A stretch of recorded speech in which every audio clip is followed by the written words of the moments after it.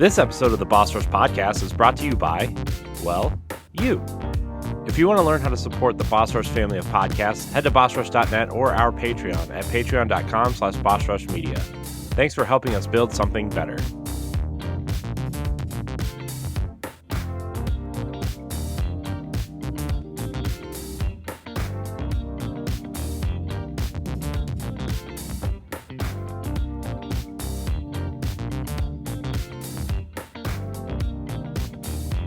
Hello, everybody. Welcome back to the Boss Rush Podcast Extra. I am your host, Corey Dirrig, and I'm back again to talk some Xbox Summer Showcase.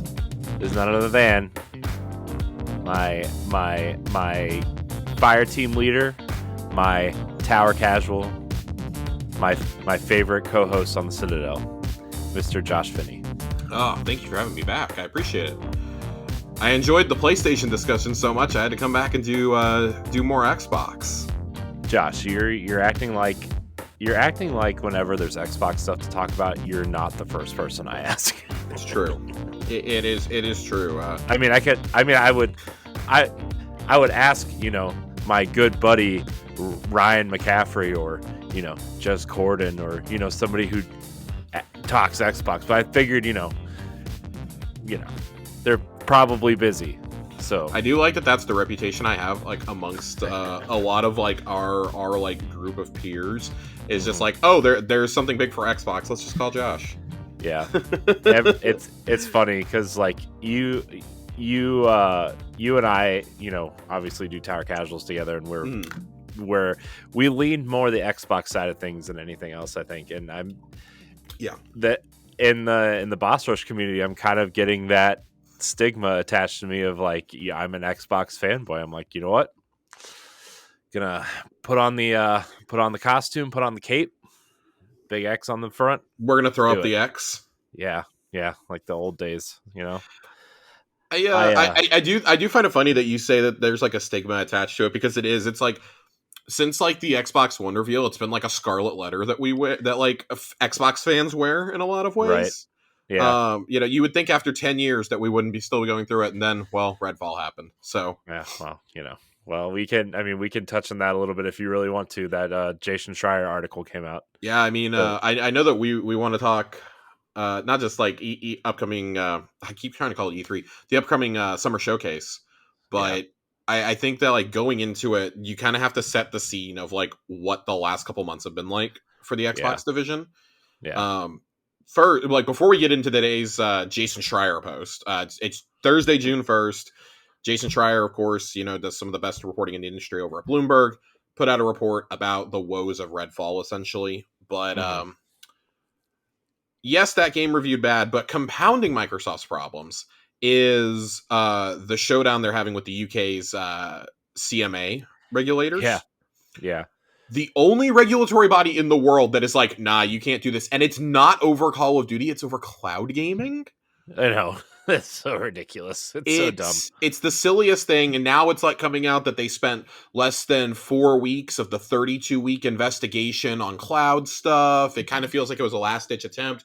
Microsoft has now gotten the government involved. There's a hearing set for the end of July, which pretty much will determine what happens. Apparently all the options are on the table now.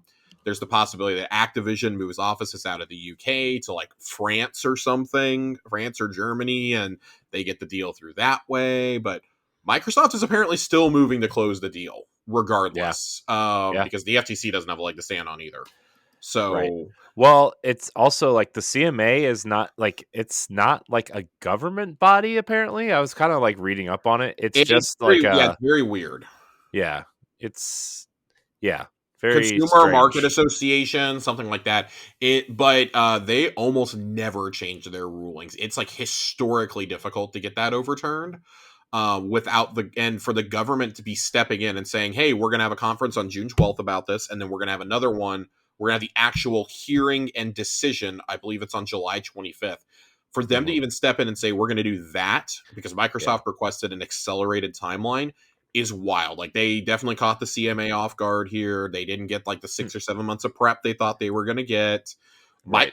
Microsoft is like, we want this done. We're tired of this. This is silly that y'all are the ones holding it up, of all people. They're tired of it. We're tired of it. I'm tired of talking about this. I'm so tired. Corey, we first did a Boss Rush Extra on this 18 months ago. Josh, this was literally one of the last episodes of Arsenal X was us talking about this, and that was almost 2 years ago.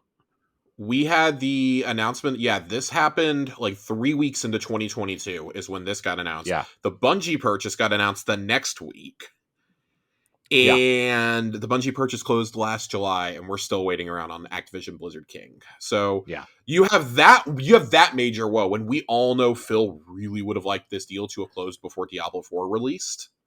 Yeah. Now I think he's just hoping it passes altogether. I feel like it is passing.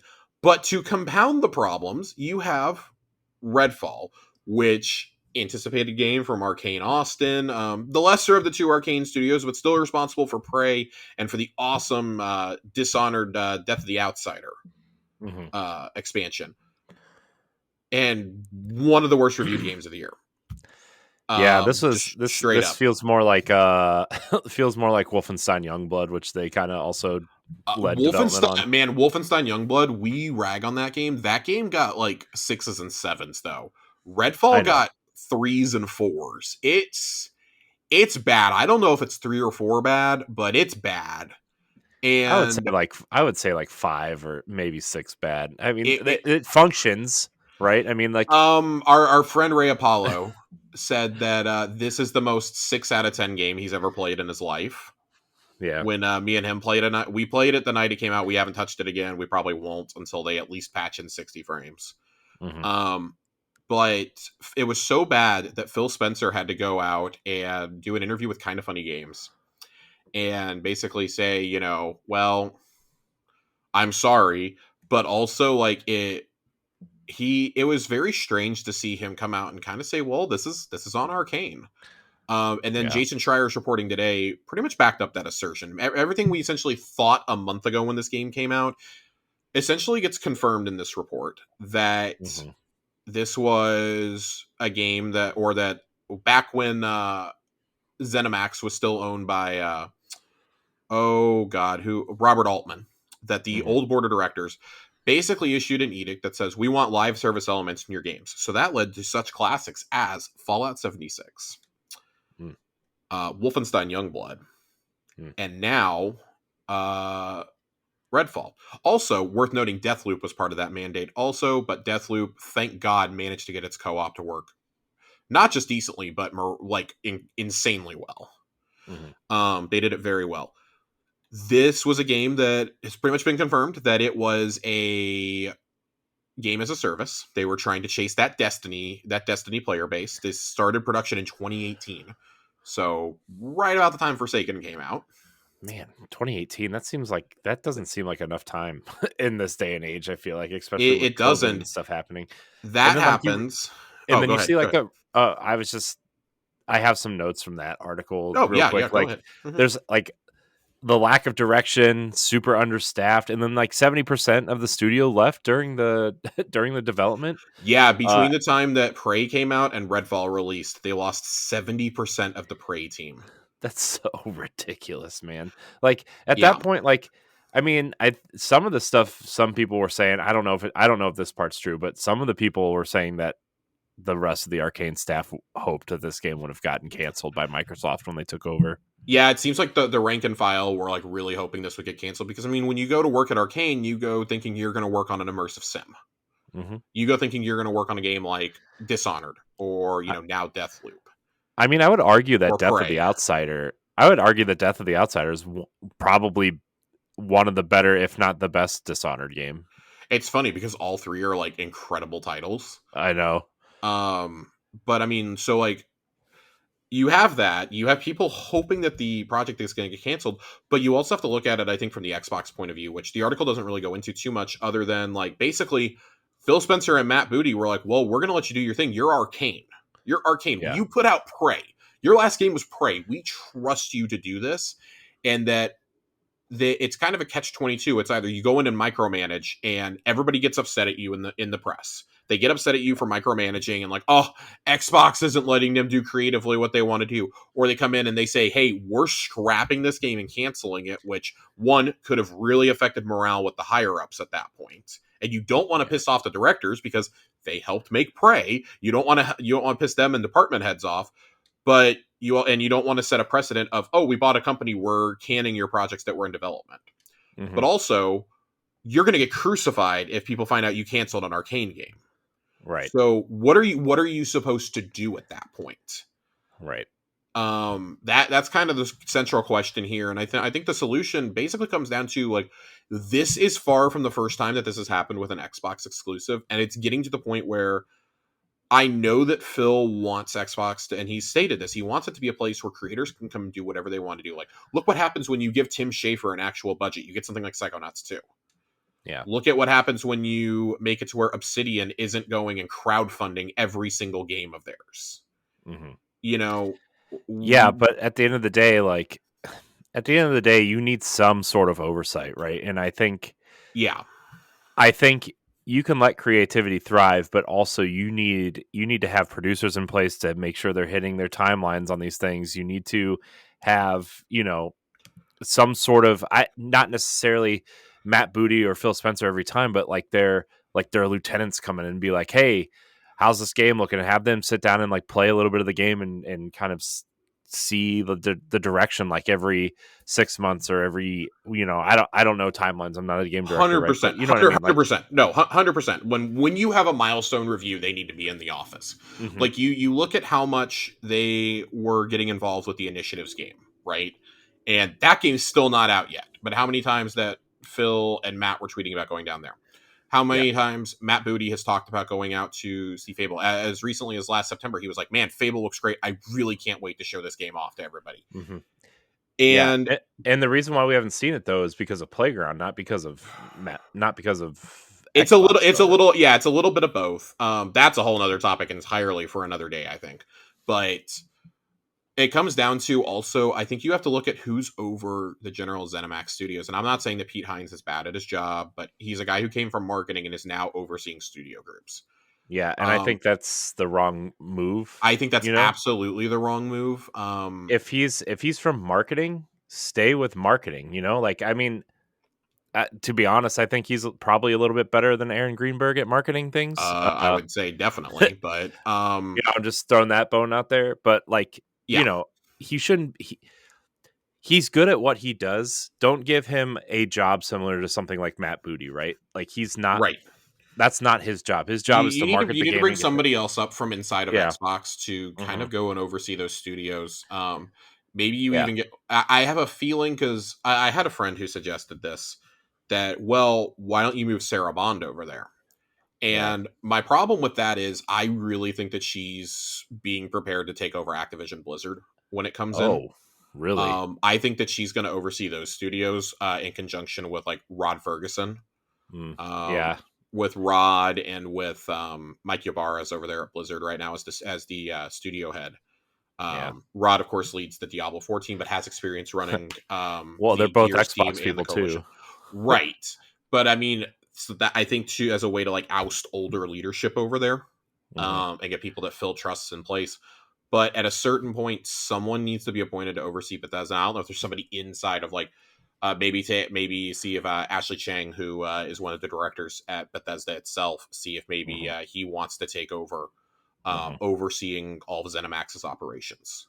Right. Because Todd Howard almost certainly won't. He's off in his own little world. He's insane. Let him do whatever he wants to do. He's in 1,000 worlds, Josh. What are you're going to sell 30 million copies of his next game without even thinking about it. So right. What's funny is like Jez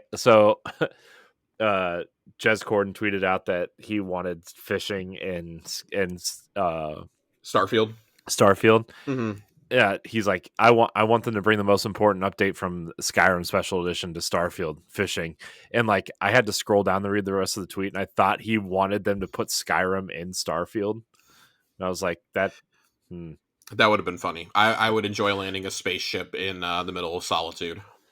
What if you could have a dogfight with a dragon in your starship? I'd be okay with that. Yeah. Yeah, so Xbox is they're going through some things right now. There is impossible pressure. I guess to like kind of shift towards the summer showcase. There is impossible pressure on Starfield right now, like to the point where this could be the best, most polished game, best plot, best mechanics Bethesda has ever done, and it still will not satisfy fans because it's been built up so much. Not just because it's a brand new IP, but because of all the pressure of Xbox is now on that game. Yeah, I'm kind of with you, but also look how fast everybody kind of turned around on Xbox when the PlayStation Showcase happened, right? Like where everybody's like, this leaves the door open for Xbox. And I think if Xbox releases, say they release 3 games in the next, 6 months, Starfield, Forza, and it looks like Hellblade because all the Game Pass advertisements have Hellblade in it now. Yeah. And they have like maybe a little bit of a roadmap for Halo, and they put out a small game here or there from one of their studios. Like it's the Xbox. Everybody's going to forget about Redfall if that happens, right? And so, yeah, I agree. Starfield has to knock it out of the park, but I don't think there's as much pressure on them if Hellblade is a hit. Now, granted, I want everybody to temper their expectations on Hellblade also. Yeah. I think people are going in thinking that this is going to be as big as something like God of War or Horizon, and it's not. I mean, if anybody played the first game, that game was a tight 6-hour experience, and that was it, right? Yeah. I mean, it's going to be longer than that, I assume, but like... It's going to be longer than that. It'll be deeper combat-wise, mechanics-wise, but that was mainly a puzzle and walking sim. Yeah. Which is not a bad thing. The first Hellblade is genuinely an incredible experience, but temper your expectations. This is going to be something that shows the power of the box, but also the power of the storytelling that Xbox can do. Mm-hmm. And that's important. That's every bit as important. You have to start somewhere when you're making games like this. Yeah. And I'm okay with that. Like you knew what they were doing when they bought Ninja Theory. Like, I find this so funny when we look back at the studios that Microsoft has bought, with the exception of the ZeniMax suite. You look at Ninja Theory, you look at Double Fine, Obsidian, In Exile. These are all teams that historically struggled to get funding. Mm-hmm. Or struggled to sell copies. Like Ninja Theory literally only kept its doors open because Hellblade was such a success. And on top of that, Microsoft, like the second Hellblade became a success, they bought them. Mm-hmm. Hellblade literally came to Xbox a month before they announced that they had purchased Hellblade. Mm-hmm. Or purchased Ninja Theory, excuse me. They had so much faith in this team that they announced Hellblade Senua's Saga at the reveal of the console at the Game Awards. Yeah. So, that game looks so incredible. Like it does. Oh, it looks. I need to see more than that one sequence, though. I mean, I do too, but I'm just saying, like, just graphically, that game looks incredible. So, I guess let's talk about when we talk about what this showcase needs to have. I think we both agree the most important things are we need a lot of gameplay and we need release dates or windows at least. Yeah. Gameplay is a must for, I would say 80% of the titles you're bringing need gameplay. That was our biggest ding on the PlayStation Showcase was no gameplay. Yeah. I mean, the only thing that had gameplay was Spider-Man. It's like, well, we've all played Spider-Man. We know lightly what to expect, right? So, oh, okay. They need gameplay. I think they need their heavy hitters. Like, even regardless of how these games pan out a year or two from now, I think they need at least either Fable, Perfect Dark, or State of Decay, or multiple of those games. Like, those games have been announced now for a year or two at least, right? They need to show them.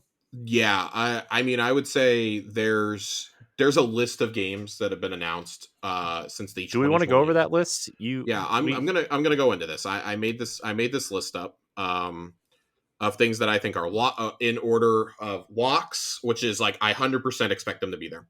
Games that are likely, so we're gonna say 75% or more. Our 50-50s are possibles, which is where a lot of the Xbox projects fall, and then the just absolutely unlikely, less than a 25% chance of being there. Mm-hmm. So it goes without saying, Starfield is a lock. I don't even count Starfield as one of the games because it's getting a whole 30-minute presentation. Mm-hmm. Your locks at this point have to be Forza, Hellblade 2, Avowed, and then Ara History Untold, which is the strategy game we got announced last year for PC, and Age of Empires 4 is coming to console. I don't even know if I count that as a technical release because that's just a port, but we're going to put it in here anyways. That's showing up even if it's just, hey, 30 seconds to tell us the date that it's coming. Cool. You really think Avowed is a lock? Yes. I would guarantee you Avowed is a lock. Man, I want to believe you. I think that would be great, especially like because people are looking forward to Starfield and obviously Elder Scrolls 6, but like, man, I don't know. So here's part of my evidence for why I think this is happening. I think it was last year or the year before, Obsidian said that they had games mapped out so far in advance that they were planning to release a game every year for at least the next 7 years. They will miss this year, obviously, unless there is just some insane timeline in which Avowed comes out this year. But I think that Avowed is pretty close to a lock. That game's been in development since before it was announced. It's been in development since late 2018, early 2019. I think like Outer Worlds hadn't even come out. And we know that Avowed, when it was pitched, was one of the reasons that Microsoft wanted to buy Obsidian. Mm-hmm. So that game's been in development for a while. It went through some trouble. It was probably rebooted at one point. That game's ready for prime time. It's ready for prime time. It's getting shown. So do we just talk about it a little bit more? Do we think this game is going to be more of a smaller Outer World style experience to Elder Scrolls, or do we think it's going to be a big experience? I expect it to be a big experience. I expect this to be, because the way that it was basically being pitched from what I was hearing was before Microsoft bought Bethesda, of course, they wanted this to essentially be their answer to Elder Scrolls. So, and the Pillars of Eternity universe is super rich in terms of lore and storytelling. There's so much you can do with Aora that I'm very excited to see where this fits in the timeline. If there's any characters from Pillars that show up, I would guarantee you there's going to be several that show up. Right, because it's technically a Pillars of Eternity game. This is a Pillars of Eternity game. Yeah, I forgot. It's set in the world of Aora. So I'm very interested to see where this takes place. I think it's going to be a game though that's accessible if you've never played those two, which you should play them. They're on Game Pass. They're phenomenal games, but they are very different RPGs than you're used to. This will be much more westernized, like if you played The Witcher 3 or you played Skyrim or something like that. So I expect that to be here in a pretty major way. I want to say it was Andy Robinson at VGC said just a few weeks ago that from what he has heard from sources at Microsoft, that Hellblade and Avowed Forza, Hellblade, and Avowed are the next 3 up that are closest to being done. Which tracks. That tracks. Yeah. If you want to be a Patreon producer, head on over to patreon.com/BossRushMedia and find out which tier is right for you. Our Patreon producers at the $5 tier or higher for this month are Adriel Munger, Austin Campbell, Celeste Roberts, Christian S., Sana Dirrig, Francisco Santillan, and Rebecca Jewell. Thank you for your continued support. Beyond that, I'm not confident enough to say that anything else is a lock, because I think there are so many games in various states of production, and it's kind of what you were getting at earlier. There's so many games in production. We need a roadmap of some kind. Because even if they just throw up the Marvel phase map, right, with logos, like I don't even care at this point. I just there's so many games in development. Beyond the games that we just discussed as locks. Yeah. If you include those, there are roughly 27 games in development from Xbox, or from their publishing arm, Xbox Game Studios. So that's insane. First off, you're not seeing 27 games here. I would say your games that are likely to show up, and I mean, again, I'm willing to say like 65-75% chance here. I have stated K3 because that was at the initial summer 2020 event, and it's gone dark ever since. All that we know is that they pivoted to Unreal 5 at some point. I would say the most likely game of this. So I stated K3, I have Compulsion's new IP, I have Contraband, and I put the words of literally anything from Machine Games. I think Compulsion is the most likely. Yeah, I mean, you don't. Contraband's been announced though for a while too, though. Contraband's been announced. It was internally delayed at least once. Mm-hmm. And they are that is from the Just Cause developers. That's from Avalanche Studios, not the Avalanche that just made Hogwarts Legacy. The other Avalanche Studios that made Just Cause and Mad Max. I think that they're willing to let this game just take as long as possible. They've got the funding from Microsoft. I think Microsoft's just like, hey, we kind of probably just want to like throw this out in the summer to be a fun boom boom game for like a month that everybody forgets about afterwards. Yeah. So yeah, sure, take your time, because if they release that this fall, it's getting lost in the shuffle. Yeah. This is supposed to be a 4-person co-op game, I think, set in like South Asia in like the 1970s. So this could be really good or really bad, essentially. I think that they're a little afraid of releasing a game like this after Redfall just panned. Yeah. I would not be shocked if they said, hey, just take some extra time. We've got some heavy hitters. Starfield and Forza, if nothing else, are going to help carry us this fall. And especially if we can get one of Hellblade or Avowed out also. Right. I think Compulsion's IP, Project Midnight, is the closest, though, because this is Phil said it was either last year or the year before, this was the game he was the most excited for of their upcoming slate from the internal studios. This was estimated to be midway through development, I believe, last spring. In fact, one of the last Arsenal X's that we ever did, I believe we talked about it, that it was midway through development. They have not released a game since 2017. We Happy Few is the last thing they put out. Yeah. So I expect a project from them. Yeah. And then, I mean, I don't know what the fuck Machine Games is doing. I have no idea. It's got to be Wolfenstein 3 next, right? I mean, Indiana Jones is so it's funny because Pete Hines has made comments in the past that seem to insinuate that Indiana Jones is going to come first. Man, that's because keep in mind, we don't know if that game was actually in production, or if it had been in production at the time of that announcement. Right. So we have no idea. But even if it only went into production with that trailer, that was still 2.5 years ago. No. It was a year and a half ago. It was after. Well, no, God, I think it was 2 years ago, man. Yeah, I keep thinking 2 years ago was 2020. You're right. Early 2021 is when it got announced because the purchase hadn't gone through yet.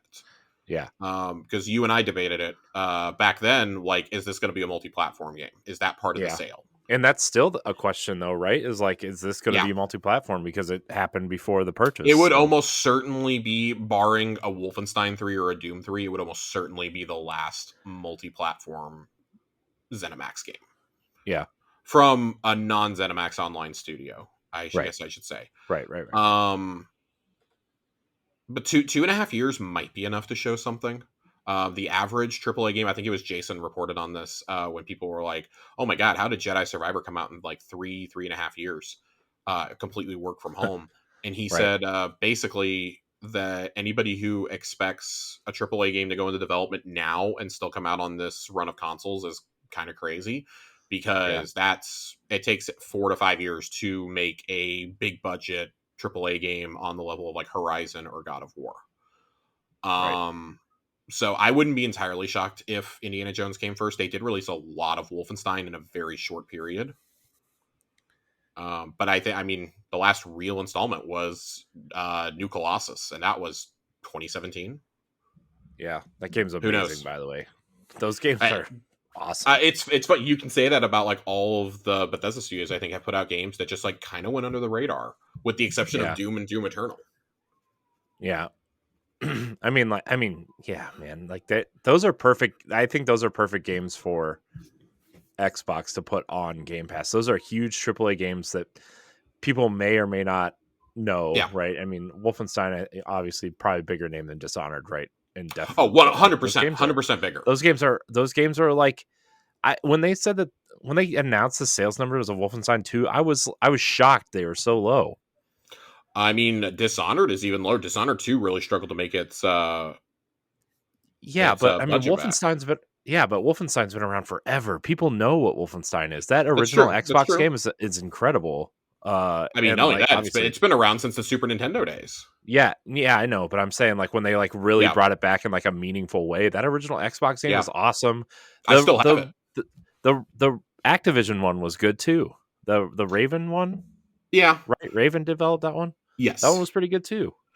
Um, yeah, I feel like we got to see Machine Games at some point. I feel like a broken drum because I've said it 3 years in a row now that I expect to see something from them, and we still haven't seen it. At some point, I'm going to be right. I expect them to be there. When we get to the 50/50s, this is where, I mean, something from here could be, and I don't expect more than like maybe one thing on this list to show up at Microsoft show, but one of these smaller games could be at Summer Game Fest, because I don't think Microsoft gets through that without announcing something. They love to announce shit there. Yeah. The 50/50, and this is where I just want to like kind of fly through. This is more of like a what's actually in production right now. The most likely thing to see off of this list is an announcement that Gears 6 is in development, or the game that Stoic Studios is making, codename Belfry, from I think it's been renamed Wandering Tower since, according to Jez Corden, and it's from the makers Yeah. of the Banner Saga trilogy. Yeah. Those two are the most likely, I think, to get announced. I think Gear 6 will get, so I'm only expecting a logo from Gear Yeah. 6. I'm expecting like a I could see I could still see a story expecting. announcement. I could see a story CG trailer. Yeah, I'm expecting, what I'm expecting though is like a collection announcement for some reason. And like Also, at the end of the that was going to be collection the next announcement thing. Yeah. would be Go ahead. like a Lancer like chainsawing this black screen and like the logo shows up and it's the 6 inside the cog or whatever. So if they do that, I think the collection would come out next year with Gears 6 following in 2025. Yeah, that's what I would say. That would give you 6 years between major installments. Mm-hmm. Yeah. We do know Well, they're that working on that new IP and they are not. they canceled it. Well, they were canceled it. It's canceled. Yeah, that new smaller IP is in fact canceled. I'm curious to see if it's fully canceled or if they just gave it to another studio. But I think that a collection announcement, and it seemed to be hinted at by Phil Spencer. I didn't take the comments this way, but the internet has run wild with it. There's been Gears rumors for like 10 years now. Marcus Phoenix collection. That rumor's been around since Gears 4 was announced. Yeah. So I mean, in fact, if you bought Gears 4 when it came out, you got the first 3 games and Judgment for free. Yeah. The 360 versions. So I think it's possible. There's also been rumors of a Fable collection. I think that the Gears collection is way more likely than a Fable collection, personally. Yeah. So I'm a huge Gears fan, and I know that like my judgment might be, no pun intended, I guess, might be clouded by my fandom. Is Gears still like, is it still a major IP? Like, I mean, Yes. is that like something people are like super excited for? Yes. The Xbox faithful are still excited. That game is going to do bonkers numbers on Game Pass. It won't sell amazing, but even with it being on Game Pass, I think Gears 5 still sold like 5 million copies, which isn't horrible for a game that went to Game Pass. It was AAA. I mean, late in the generation, people weren't playing on Xbox. I still don't think that's too bad. I just never know if I'm alone in that conversation, because I love Gears so much, and I never hear anybody like. I think it's just because like a lot of people, especially now, are PlayStation centric fans, and like, you know, I would argue over the last 10 years, so from 2013 to 2023, I would argue Gears has been better managed than Halo, and I don't even know if that's a conversation. That's not a conversation. Of course it isn't. I think Gears is. I mean, Gears 4 and 5 were both great games. Gears Tactics is awesome. Well, you had Rod Ferguson at the head of the studio, right? And yeah, you had Rod running it. So look how he turned around the Diablo studio, right? I mean, my god! Oh my god! It's got Rod Ferguson's a god. Ferguson. God Ferguson. Other things that could be announced here, that we've heard varying whispers of. We know InXile is working on a new IP. That I feel is like kind of prime for a Game Awards announcement. I don't think that's going to be here. I'm still not entirely convinced Microsoft doesn't do a fall event after the Activision deal goes through. Yeah, there's just too much to talk about. I feel like they will. Yeah. ZeniMax Online. ZeniMax Online supposedly has 2 projects in development, one of which is pretty deep. That's a fun rumor. I'm going to save that. We're going to save that one for a little bit later, for our one more thing guesses. Mm-hmm. Killer Instinct was rumored last spring to be in development in conjunction with Bandai Namco, and I wouldn't have paid this rumor any attention, but Jez is the one who reported it and Yeah. specifically named Bandai Namco. So I was willing to trust that a bit. If it comes from him or Jeff Grubb, I feel pretty good talking about it. Yeah. They seem to be about the only two, and Jason definitely has sources in there too, but he Yeah. does a lot less of the rumors these days since leaving Right. Kotaku. I would throw Tom Warren in there maybe a little bit. I would Maybe throw less or Tom, but so. Tom also doesn't really traffic in rumors too much. He knows a lot on the Right. business side, though. Like if there's if there's business tip offs, him and Jason seem to be the ones. If it's actual like software rumors, it seems to be Jez and Grubb. Yeah. So that's the only reason I took that one seriously. And also the 1 versus 100 arrival was talked about. Grubb basically said it was a lock about a year and a half ago. The only problem is the team that was working on it supposedly has been completely gutted by Microsoft. Like nobody works there anymore. Yeah. But that is something that Xbox fans have begged to come back from the heyday of Xbox Live on the 360. Mm-hmm. The only other thing that I had listed here was Microsoft has been rumored to, and again, comes from Jez, is rumored to be developing a brand new original IP for the first time with Certain Affinity, and it's supposed to be a Monster Hunter style game. Yeah, that I remember that kind of coming out late last year, maybe. Yeah, something like that. I feel like this is pretty unlikely to be there, if only because we also know that they are not only making the Halo Battle Royale game, which I do not expect to be here, but they are also basically taking over the multiplayer from 343. Yeah. So they are going to have their hands full. I think it's going to be all hands on deck getting those things out the door first. This, even if it got announced, that's 2025. That's not going to have a date attached if it gets announced. I'd rather just wait until you have something to show us. Do not scale bound us again. Mm-hmm. Everybody thinks Scalebound's going to be here. I'm like, you dude, guys, come on. Scalebound. If Scalebound was here, it would legitimately be such a shocking announcement. And I think that it's not that Microsoft doesn't want to work with Platinum. I think they specifically don't want to work with Hideo Kamiya. I don't think they want to work with him because he's a fucking asshole, man. Like, I don't think that they want to work with him, especially the way that he like came out and was like, oh, well, I don't want to work with fucking Microsoft, and then like started backpedaling when things like Babylon's Fall fucking tanked. Oh, you mean when Platinum started being in financial trouble because they had too many failed games? Yes. Platinum had like 1 or 2 good games, and we immediately were like, oh my god, they can do no wrong, and now we're like, oh shit. Yeah, but just because the games are good doesn't mean they sold well. Yeah, I mean, like, Bayonetta sells like dog shit, let's be honest. Like, it sells like it's a fucking Xbox game. It took Bayonetta 3 generations to sell 2 million copies. 1 million copies, so like... Yeah. Let's move on to the unlikelies. These are ones that absolutely are like more than like 18 months out. Perfect Dark, Everwild. I'm not even convinced Everwild still exists. Hideo Kojima's game, obviously. Roundhouse Studios has an IP in the works. This is, again, we'll discuss this one here in just a second. Ori 3 is supposedly in development. That I couldn't find a good source on that one. Jez hasn't talked about it. It was someone who has credibly leaked things in the past, including the existence of Metroid Dread from Mercury Systems made it, I think. Mercury Steam made it. Yeah, Mercury Steam. Sorry, I don't know why I said Mercury Systems. Correctly leaked that before the E3, so got a little bit of credibility in the platformer space. Arcane Leon's next title, I don't think you see it here. That is absolutely going to be a highlight of next year's show, though. Yeah, I mean it's Deathloop 2, right? That voice actor for Colt literally said he's working on whatever the code name for Deathloop was. He's like, I'm working on the second code name, blah blah blah, which was, so I'm pretty sure it's going to be a Deathloop sequel. Yeah, me too.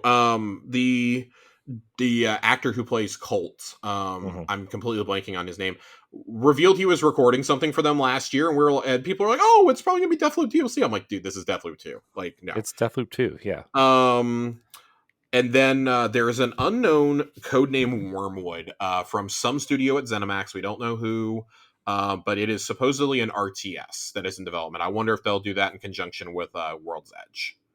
Would be my only guess there. But I'm not even like thinking about most of these because they're so far out.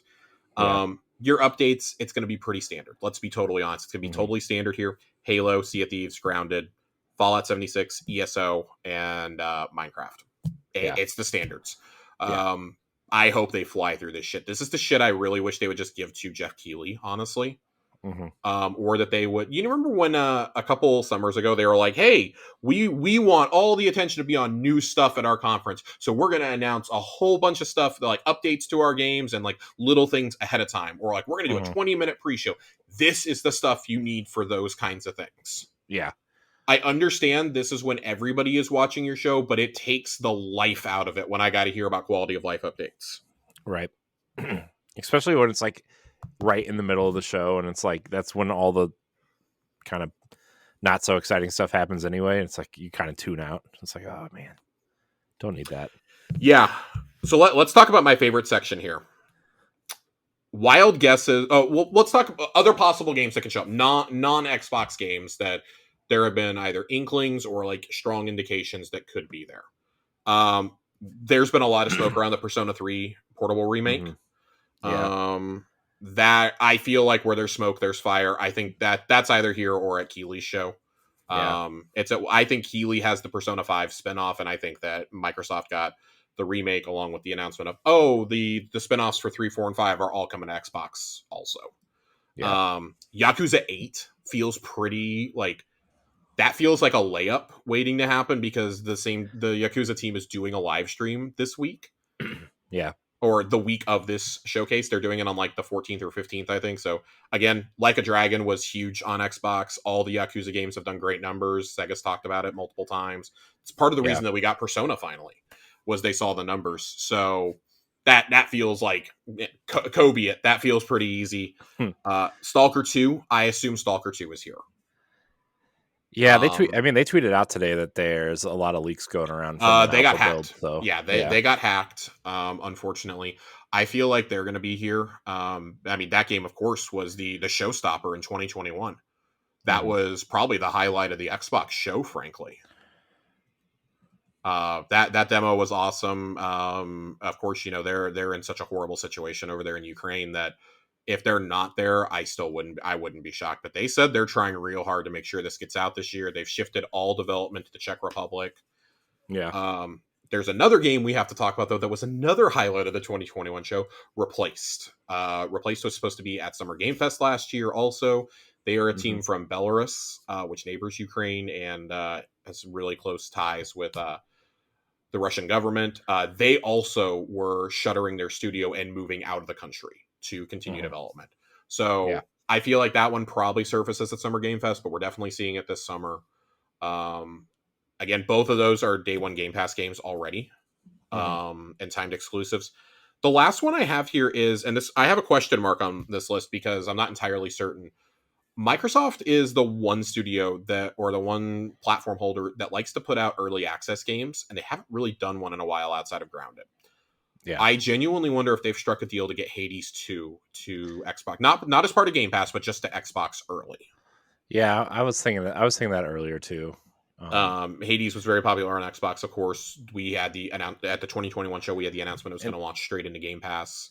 And that'd be a huge advantage too, because PlayStation has very vocally said that they don't do early access, which was kind of a lie because they put Fortnite on before Fortnite was Fortnite, but whatever. I get the sentiment. But I think Hades 2 would be one of the biggest announcements you could make outside of your first party slate. That would be one of the biggest.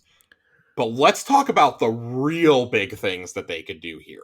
Yeah, well, I think they get. I mean, Silksong hasn't showed up anywhere for a while. Do you have any guesses for like some third party stuff we could see? Maybe. This is really hard to guess. Microsoft's shifted so far away from showing big third party games. I know. Outside of Diablo 4 getting like 10 minutes last year. I know. I mean, Silksong I think might be a layup for them at this point. I understand like that's a big one, but like I guess when I say big, I know. I mean you mean AAA, but I'm just trying to think of things that would be. Are we going to get more than like a minute of footage? I guess is what I'm getting when I say big, because like I don't consider Stalker to be a massive title, but it's probably going to have a big presence on the stage.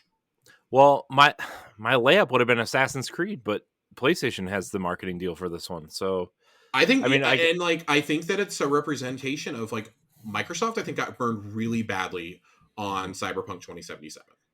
And that would be my only other guess, is that they show Phantom Liberty here. Yeah, I think that's a layup. I think that is a layup. It's either here or it's at Summer Game Fest. It's at Game Fest Play Days, so it would not shock me to be at Jeff's event. Yeah. I mean, I think we could see some stuff that's going to be at the Ubisoft Forward here.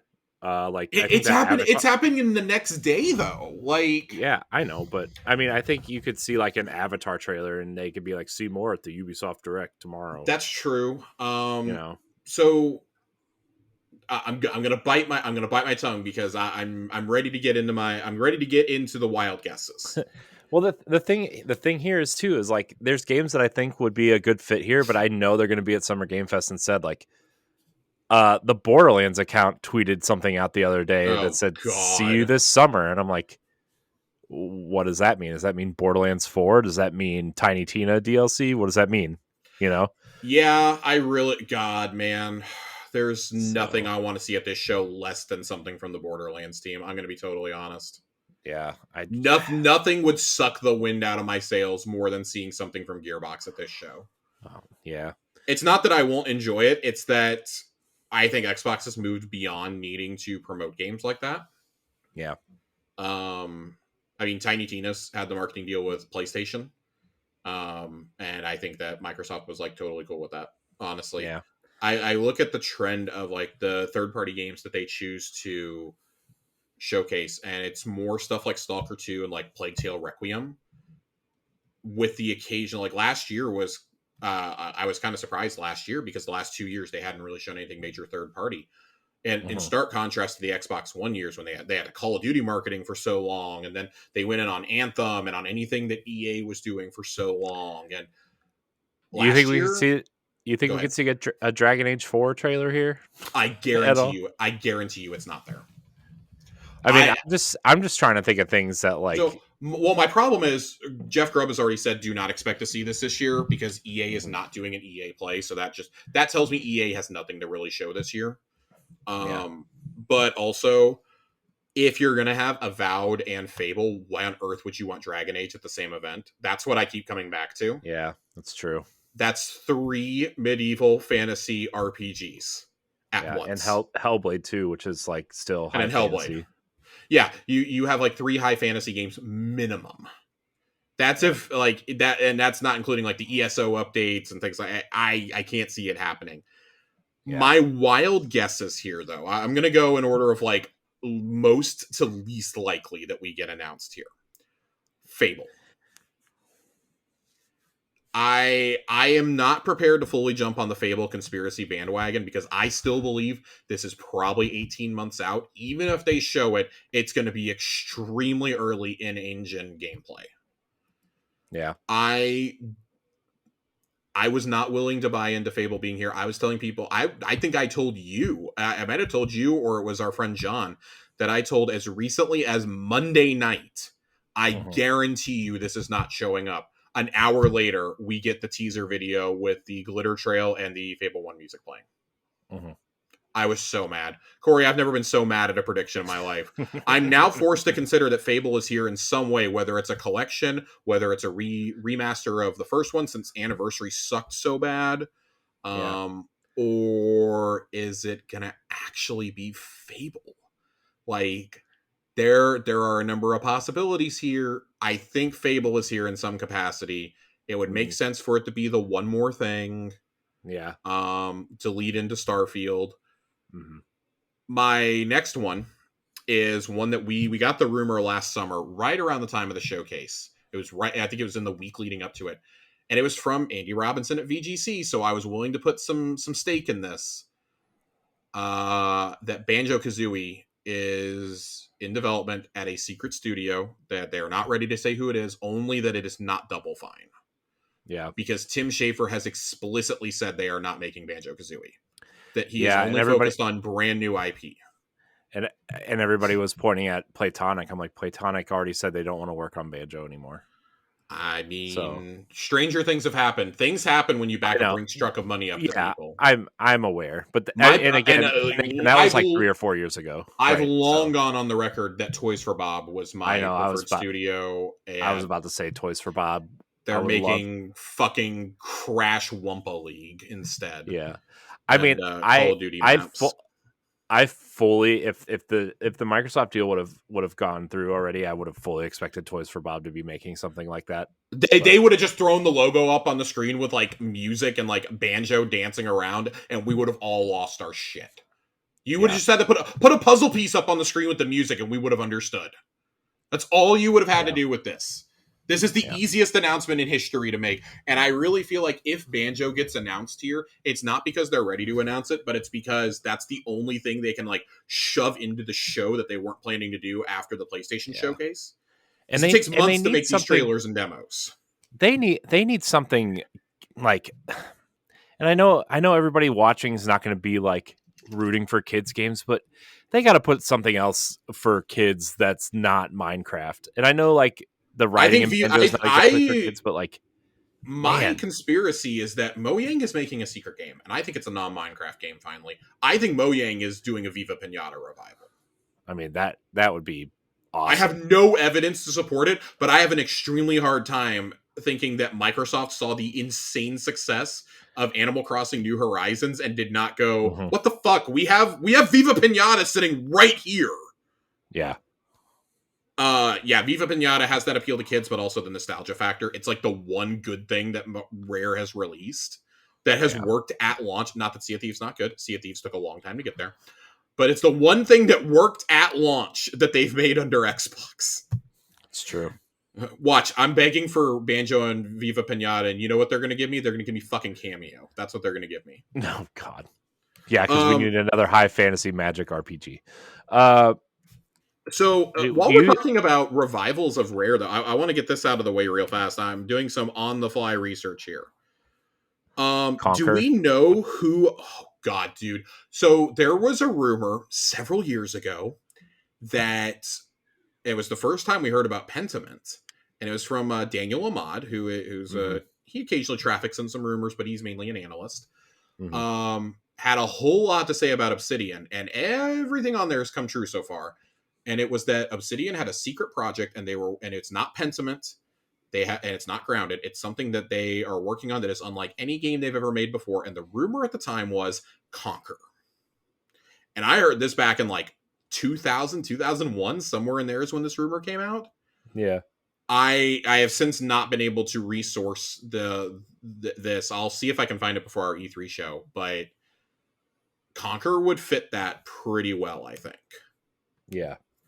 My question was going to be, who owns the right? Oh, excuse me. So my suspicions are confirmed. Microsoft owns the rights to Jet Force Gemini. Well, yeah, it's a Rare IP. There's no way that that's the one more thing. If it is, I think people would riot in the streets. We would literally witness a march on Xbox offices. But I could see that being something that they decide, like, hey, this kind of fits in like that quirky Rare style. We'll hand this to like Roundhouse or something. Yeah. But I digress. Jet Force Gemini is not coming. Conquer is 10 times more likely to show up. And I don't even think Conquer is likely to come back in this day and age. I mean, I could see Conquer coming back at some point, but now's not the time, right? Now is not. I think that's something you do like towards the end of the generation. Yeah. Or like you really have to come up with I mean, that game's funny as hell, but like I'm gonna be honest, stuff in that game that would not fly these days. You would need to recruit writers for Conquer that have written for something like BoJack Horseman, for example, or like I don't know. No, I don't. I'm hesitant to say like Bob's Burgers. I say BoJack because BoJack was, it was clearly adult animation, but it also had really good social commentary, and I think there's a chance here. I think Conquer can actually be a very effective game. It's just like those of us who want Conquer played Conquer when we were like 15. Yeah, I don't want fart jokes and poop. Yeah, but there is a way to do this intelligently, I think. Yeah. Without being like reductive or like sexist or anything like that. Not that I think that like Conquer was, even though my memories of it are quite fuzzy at this point. I would love to see a true follow up to Conquer Live and Reloaded. Yeah. It lives on through the Rare Replay collection. Let's talk about the one I'm most excited to bounce off of you, Corey, though. All right. Again, I am a man of conspiracy theories. We've all seen the deal that Sony has made with Marvel. And we've all heard the stories that they approached Microsoft said no, supposedly back in like 2014, 2015. They said no for whatever godforsaken reason. Sony clearly has turned that into not only, a franchise, Spider-Man that's sold like 40 million copies already. They're making Wolverine, and they've been rumored to be working on a multiplayer Marvel game over there, which is likely either Avengers or Fantastic Four. Gosh, Wolverine's going to be so good. We all know that Indiana Jones is in development with Machine Games. What if they come out on stage and they announce a wide-ranging collaboration between Disney games? So John Drake comes out, because they also did the Pirates of the Caribbean spinoff a couple years ago with Sea of Thieves, which was very well received. Which was awesome. They've had Dreamlight Valley on the Founders also Pack amazing on Game Pass, which is basically Game of the Year. Basically been filling that Animal Crossing itch for Xbox owners. Yeah. What if they came out and they announced a wide-ranging collaboration with Xbox Game Studios? Like, I think Phil Spencer backed like $1 billion up to them. Not even exaggerating. Backed like $1 billion up to them to secure IP rights for a few years for several different games. In this Disney overall, or just Marvel, Star Wars, all of it? I'm going Disney overall. I'm not saying like he got all the IP rights, but he picked and chose. He basically went shopping at the farmer's market of Disney. Imagine he comes out and they show a sizzle reel of logos, similar to how when they acquired those studios. And they say, we have a Star Wars RPG in development at Obsidian. High Republic. Let's go. Star Wars The High Republic. I mean, in my dreams, it's Knights of the Old Republic 3. In my absolute dreams, it's KOTOR 3. Well, that was the... So I have predicted it for a decade straight. I have predicted that at every single E3, and this is the first year I'm not going to predict KOTOR 3. Well, that was the idea behind the Knights of the Republic remake. They were going to remake 1, they were going to remake 2 and finish it, and they were going to go to the 3. That was their roadmap, and then... I also find it very funny that they did. I think it's been confirmed that they went to Xbox first about it, and Phil was like, no, because he saw the studio that was doing it and said no. Yeah. Obsidian asked for over 10 years to make KOTOR 3, and they were told no repeatedly. Yeah. I still think Obsidian has very little turnover in their higher-ups. I still think they want to make KOTOR 3. But I think if you did something with the High Republic, like that gels with the new Disney canon, it gives them a fresh start, but it also allows them to like play around in that time space, right? Like, I don't know, and maybe like we still don't know if it. Do we know if Knights of the Republic is canon at this point? Like, we do. They have not explicitly said, but it would be my guess that if they are doing a full-on remake of the first game, that it will be brought into canon. They have deliberately avoided that entire timeline in canon. But there are references in the expanded universe to Revan being a Sith Lord. I can say that. Yeah. So like, I mean, they could play around with like High Republic stuff or like something, and maybe it turns out to be like a prequel, right? So another thing I'm going to toss out there. Years and years ago, Obsidian was pretty deep. They were close to revealing the game. They were deep in development on an Alien game. Yeah. Disney now owns Alien because of the Fox deal. Oh yeah, I forgot. That's so crazy. They own Alien. They own Predator.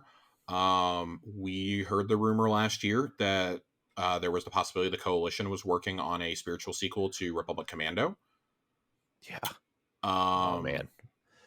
I do think that any deal I think that they make with Disney would be Lucasfilm centric, because they likely have already seen the progress on Indiana Jones and gone, okay, we trust you. But also like just historically, like how they stewarded KOTOR 1 and 2 on their platform. I think that counts for a lot too. And also like, hey, we kind of fucked up by not, accepting the Marvel deal. We'd really have to go back to the table. Like, we're willing to let the Marvel stuff stay over there for the most part. But can we make a deal that, we still want a Marvel game, but can we focus on Lucasfilm? We'll back up a truckload of money to you. Because, Corey, it gets even better. My conspiracy theory goes deeper. There were 2 other pieces of juicy news that we've heard in the last year. Last year and a half or so. One is that one of those ZeniMax games that we talked about from ZeniMax Online was rumored heavily to be a Mandalorian-themed MMO. I have no idea if this is real. If it is, it's certainly going to be multi-platform. It's not going to be an Xbox exclusive thing because guess what? They want to make bank off this game, and it's gonna make. Right. If that thing is real, that's going to make an absurd amount of money, no matter how bad it is. Yeah. The other one is that this is all ZeniMax. Hilariously, is that at one point the Roundhouse game, I believe it was as recently as last September, was rumored to be a Marvel Comics PvPvE game, and that was found through LinkedIn job listings or through LinkedIn job titles from people who had moved on from the studio. Mm-hmm. So I'm not ready to fully commit to this one, but I think that if you're going to end on a banger, last year we ended on Hideo Kojima making an exclusive Xbox game, as well as bringing the Persona series to Xbox before going into Starfield. This would be something that would tee up the future and be like, hey, we have a major collaboration. This is something that we have called for. Ryan McCaffrey has called for deals like this. Jez has called for deals like this. Jeff Grubb has. Greg Miller has talked about things like this. Like, everyone seems to agree. Phil, open up the war chest and get yourself some third-party exclusives. Yeah, you got to start playing the game. I know after the Tomb Raider these wouldn't even be like third-party exclusives. These would be made by your studios and published jointly with like Lucasfilm Games or with Disney. They gotta play. They gotta play the game. Like they have to. And I know he doesn't want to, especially after the Tomb Raider thing. I would rather play the game here than take a game like Tomb Raider and make it exclusive for an installment. Yeah. I'm going to be honest. I would rather invest the money here in something that is part of an overarching like mythology or a standalone than do something like that. Licenses sell. Like, no matter which way you slice it. Licenses fucking sell. I would almost guarantee you there would be a clause in that contract, though, that for any exclusive Star Wars game or Marvel they might be a little bit more lenient on. But any exclusive Star Wars game, I almost guarantee you they're going to say you cannot put this on Game Pass for X amount of months. Yeah. And that would be I think it's going to happen for that. And I think it's going to happen with the Hideo Kojima game because that's part of playing the game. You've got to amend your business deals. We already saw them miss out on Bungie because they weren't willing to budge. Right. So at what point do they start rethinking the business strategy also but we've talked about at what point do they rethink it with Bethesda? Yeah. And if a deal like this is reached, that would almost certainly indicate that, hey, anything that we've outright bought and put underneath Xbox Game Studios is going to remain exclusive. But like, we're willing to be more lenient with the Bethesda stuff. Maybe 2 years down the line, we give you guys Starfield on PlayStation. Right. Yeah. You know, anything that's not explicitly a sequel to an existing thing. Like, I think the only place where that gets tricky, Elder Scrolls is going to be the deciding point on that.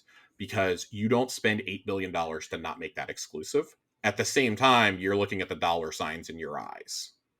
And you're going, who cares? We're all about playing anywhere. These, though, if they were to strike a deal with them or, say, Warner Brothers even, those games would be exclusive. Because they were trying to buy Warner Brothers back before Bethesda. They were mentioned as being in the mix there.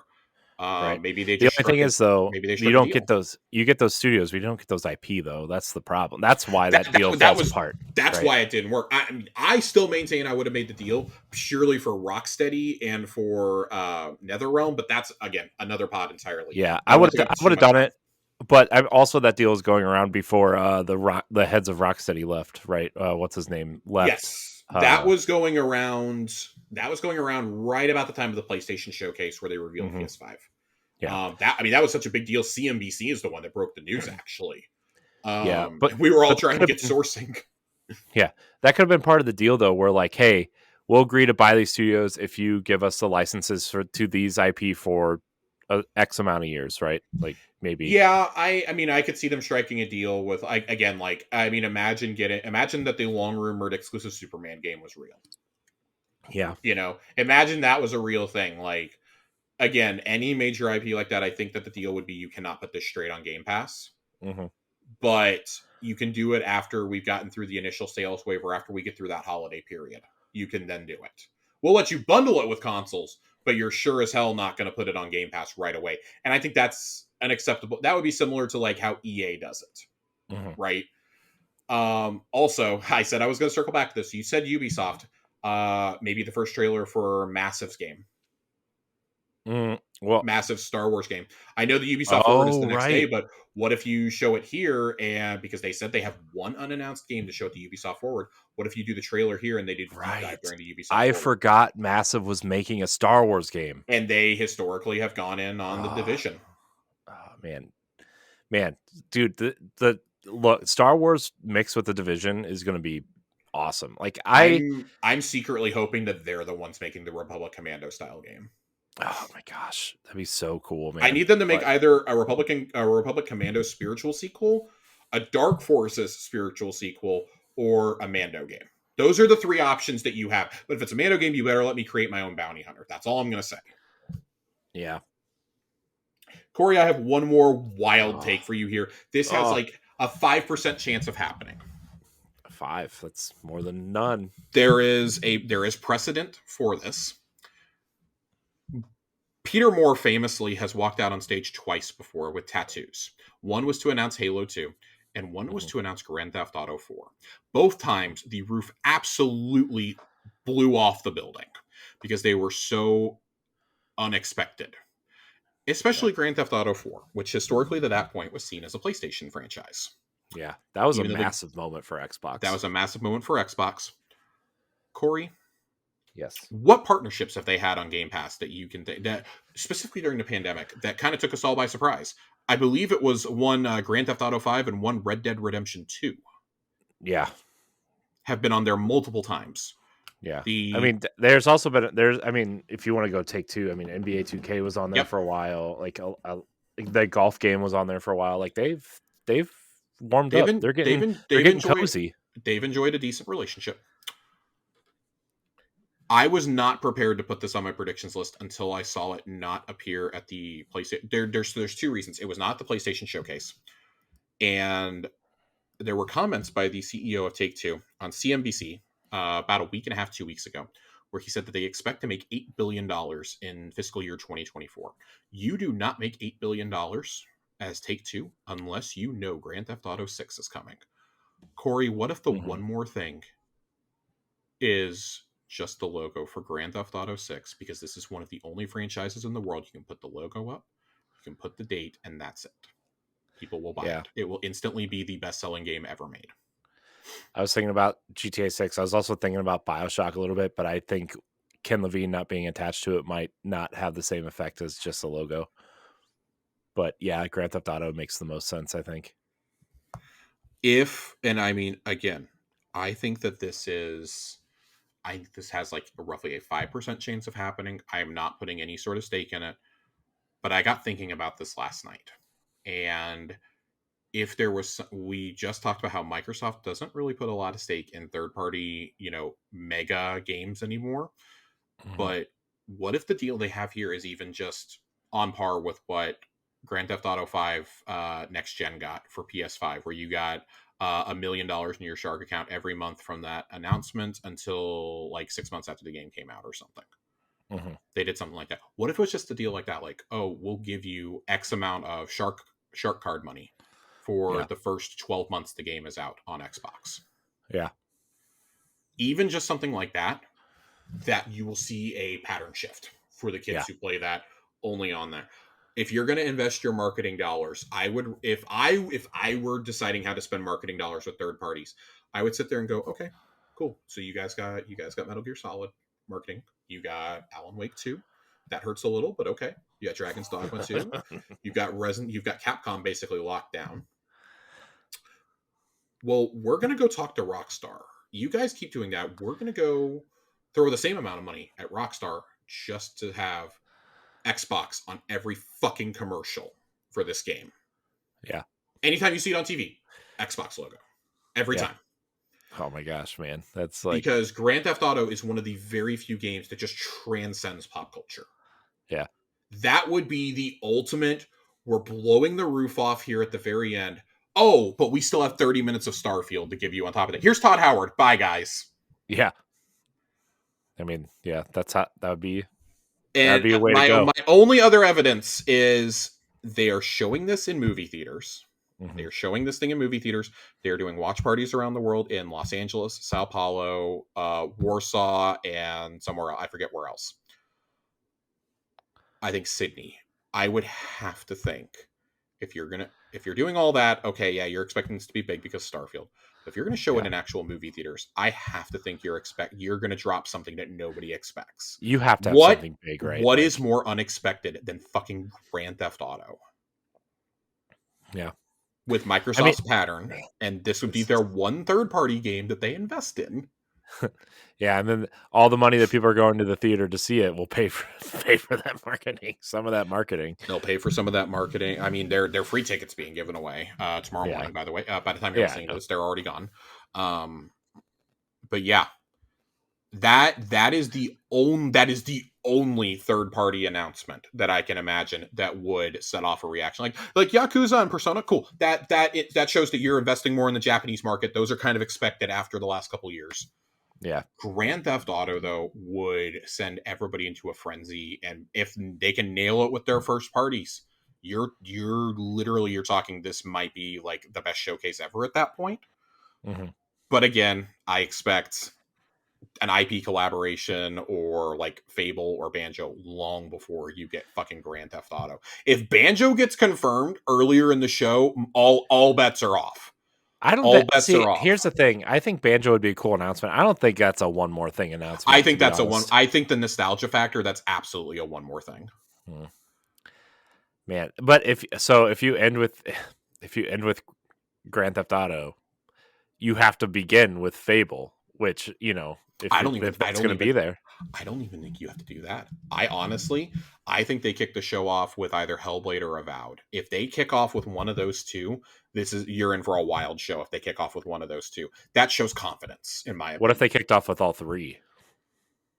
You would have to be sending the medics to my house, because at that point, any and all measured expectations that I have are out the window. I'm gone. I'm absolutely gone at that point. I don't fucking care. I am all in on whatever you want to give me. This is already the best show ever. Yeah. If you give me those three at the beginning with gameplay. Yeah. So, yeah, again, I don't think GTA 6 is happening. I want to be super clear on this, but there is precedent for them showing GTA at these shows. Man, they do have a relationship with Take-Two. And if Microsoft's going to invest in only one major third-party game, why not let it be Grand Theft Auto? Man, I don't even care about Grand Theft Auto all that much, but like, man, you got me really excited now. Like, I want to see Xbox end with that now. Just for anything else, just to see. I mean, and this would be a huge turning point for the brand. Yes, how the mind share, the trajectory of where they're going. Like, even though it's a third party game, it's a major turning point. I mean, we've seen marketing dollars can influence how the common public thinks about where its game is, because there's a 0% chance that they release this and don't immediately do a console bundle with that packed in. Oh, I know. Like, imagine people are going in to go buy an Xbox for the first time, and here's Grand Theft Auto, but hey, we're going to give you a few months of Game Pass on top of that. What if they do like Vice City colored Series X or S or something? Corey, listen, I would have to give my Halo Xbox to Chelsea so that I could buy one of these for myself. That's how like extreme I would be going here. Because I mean, it's taking place in Vice City, right? That's the rumor is that it's Vice City and that you can fly a plane to Cuba. Yeah. That is the current rumor. So, yeah, I have destroyed any sort of, like, measured expectations that we could possibly have. You have, but it's fine. And, it happens. It's fine. Any final thoughts before we wrap up here, Josh? No, I'm very excited for this showcase. I'm extremely excited. Yeah, I'm pretty excited, too. I just... I want to see Hellblade and I want to see Fable. Anything else is like, I guess cherry on top of the, I also hope they come with a roadmap. I hope they come with some fresh things and, maybe a little bit of a tail between their legs, but also I want to see them blow the doors off of it and just like, the only hope that I have that they don't do is I'm fine with everything that we see being games that we already know about, but showing extensive gameplay with release dates. I would be okay with that. I still think you get a few unexpected, smaller announcements and whatnot. And I think there's going to be one or two ones that just like people who aren't actively dialed into this are going to go, oh my God, Killer Instinct would be one of those moments, right? The fighting community has been begging for Killer Instinct to come back. Mm-hmm. And especially with how big Mortal Kombat and Street Fighter are now, right? The only thing about Killer Instinct is if Killer Instinct gets announced, that's absolutely a 2024 game, purely to get it out of the way of Mortal Kombat, Tekken 8, and Street Fighter 6. Right. Yeah, you wouldn't release it this year, but all three of those are dropping this year. You are absolutely putting Killer Instinct out next year, like next spring. Mm-hmm. Yeah. So I'm excited, man. I'm finally getting to the point where I'm excited about this show.